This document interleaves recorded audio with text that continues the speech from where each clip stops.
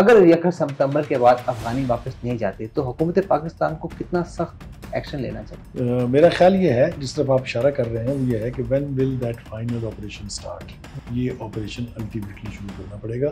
انہوں نے ویسے نہیں جانا۔ جب سے طالبان کی حکومت آئی ہے، اچھا، وہاں 2 ایلیمنٹ ہیں، ایک ٹی ٹی پی ہے، وہ تو خیر خدا واسطے کی دشمن ہے نا پاکستان میں۔ جب انہوں نے 15 اگست کو قبضہ کیا تھا افغانستان کے طالبان نے، تو پاکستانیوں نے تو بڑی خوشیاں منائی تھی کہ ہمارے وہ افغانی حکومت، اسلامی حکومت دوبارہ آ گئی، اب ہم دوبارہ سے ایک ہوں گے۔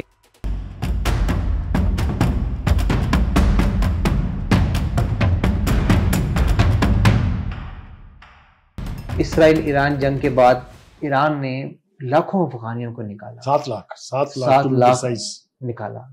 تو یہاں ایک سوال ہے، وہ اس میں مزید وہ اضافہ کرتے ہیں، پوچھتے ہیں ہمارے ناظرین کہ ایران ایسا کیوں کر رہا ہے، ایران کو کیا ہو گیا ایک دم سے کہ اسرائیل کی جنگ کے بعد اس نے نکالنا شروع کر دیا؟ دیکھیے، میں نے پہلے بھی بیان کیا، میں دوبارہ دہرا دیتا ہوں اپنی بات کہ اسرائیل کی جنگ میں وہاں پر موجود جتنے بھارتی تھے اور جو افغانیز تھے، یہ اس قسم کی ایکٹیویٹیز میں ملوث رہے کہ ایک تو جاسوسی کرتے رہے، اور دوسرا یہ کہ وہاں آپ نے خبر سنی ہوگی کہ ڈرون کی ایک فیکٹری تھی انسائڈ تہران، تو اس میں کام کون کر رہے تھے؟ Indians and Afghans. انہی ڈرونز کے ذریعے تو اسماعیل ہانیہ اور جو ان کے صدر تھے ان کو شہید کیا گیا ہے۔ تو کہنے کا مطلب یہ ہے کہ Iran has learned its lesson. میرا خیال یہ ہے کہ بہت جلدی ہم دیکھیں گے کہ ہندوستان کے ساتھ ان کے تعلقات میں بہت بٹرنس آئے گی، ٹھیک ہے، بہت بٹرنس آئے گی اور آنی چاہیے۔ تو ہمیں بچنا ہے اس سے، وہ جو ایکسپیرینس ایران نے کیا ہے ہمیں اس ایکسپیرینس سے بچنا چاہیے۔ ہندوستان کی جنگ اگر ہم نے پرومپٹلی ختم نہ کی گئی ہوتی تو یہاں کیا گل کھلائے جاتے وہ آپ تصور بھی نہیں کر سکتے۔ بخاری صاحب، ہندوستان کی آپ بات کر رہے ہیں تو آپ کے پاس بڑی خبر ہے کہ چین کے وزیر خارجہ انڈیا گئے ہیں، تو اس والے صاحب سے سوال پوچھیں گے، مگر شدت سے انتظار کر رہے ہیں ناظرین اس ایک جواب کا آپ سے سننے کے لیے کہ اگر 1 ستمبر کے بعد افغانی واپس نہیں جاتے تو حکومت پاکستان کو کتنا سخت ایکشن لینا چاہیے؟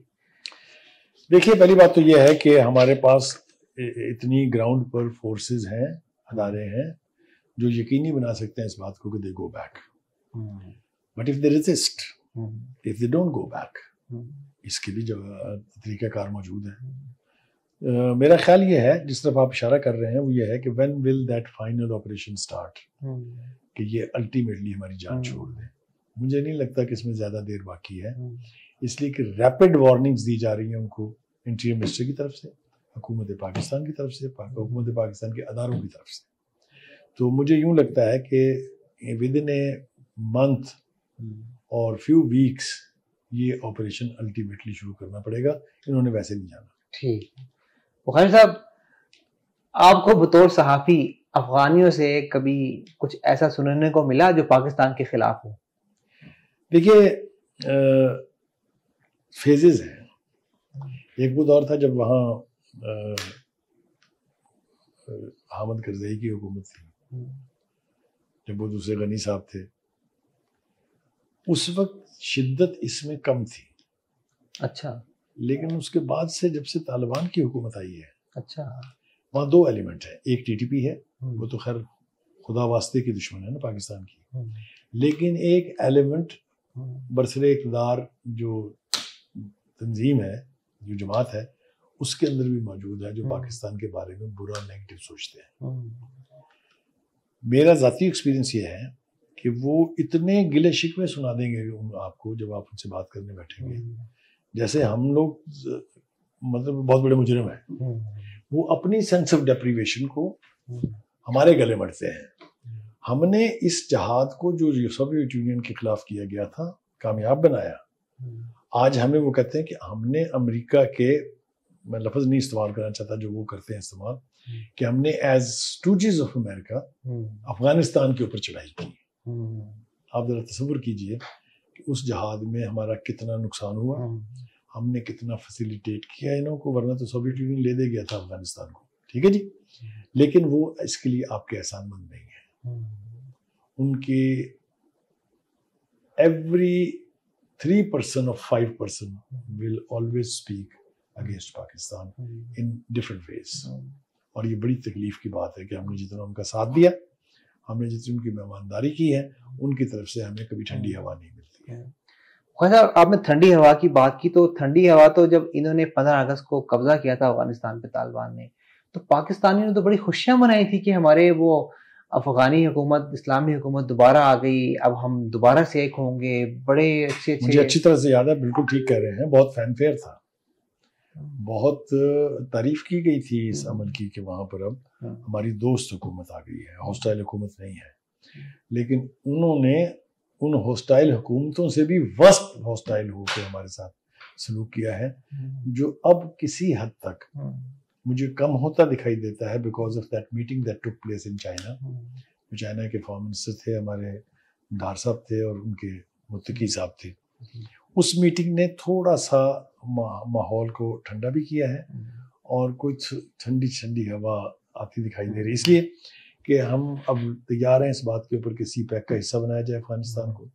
جو ٹرین آ رہی ہے آذربائیجان سے وہ بھی افغانستان کو ٹچ کرے گی اور پھر یہاں آئے گی. اور چائنا نے ان کو یہ گارنٹیز دی ہیں کہ ہم آپ کے اکنامک سائڈ کو بھی دیکھیں گے، اچھا آپ کی انڈسٹریلائزیشن میں مدد کریں گے آپ کی، لیکن آپ پاکستان کے ساتھ ہاسٹیلیٹیز ختم کریں.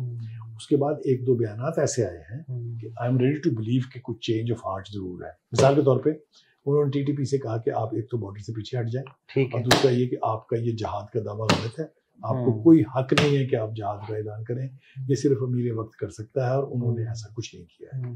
تو یہ مطلب ہے، یہ اس کو کہتے ہیں کہ برف پگھل رہی کہ کیا افغان طالبان جو ہے، افغان حکمران وہ شرطیں رکھتے ہیں کہ جی ان کو ابھی واپس نہ بھیجیں افغان مہاجرین کو اور ہماری شرطوں پہ واپس بھیجیں، تو کیا حکومت پاکستان کو ان کی شرطیں ماننی چاہیے؟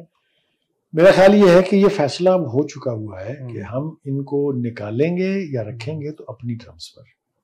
ٹھیک ہے، ہم ڈکٹیشن نہیں لیں گے، کیونکہ ہم نے ڈکٹیشن کے تحت 40 سال گزارے ہیں. ٹھیک ہے، کبھی امریکہ ہم سے کہتا تھا کہ یہ کریں، کبھی ہم سے یونائٹڈ نیشن کا UNHCR کہتا تھا، کبھی وہاں کی حکومتیں کہتی تھی، لیکن we have a better experience. They don't listen to نو بڈی. اس لیے ہم ان کو اب مزید اعتبار کرنے کے لیے تیار نہیں ہیں. Finally they will have to go and only can come back with their own identity. اپنے پاسپورٹ ہوں ان کے اور اپنے وہ ہوں، تو ہمیں یہاں پتہ ہوگا کہ یہ کہاں کہاں ہے. بخیر صاحب، آج کی جو تازہ خبر ہے، ان خبروں کے علاوہ جو چین کے وزیر خارجہ انڈیا گئے، تو وہاں سے کیا خبریں آ رہی ہیں بڑی بڑی؟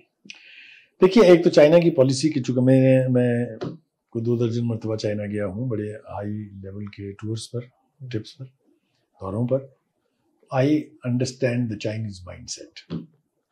ایک وقت تھا جب ہم نے ان سے شکایت کی کہ دیکھیں جی وہ ہمارے تعلقات تو بھارت کے ساتھ ٹھیک نہیں ہے اور آپ ان کے ساتھ ٹریڈ کر رہے ہیں.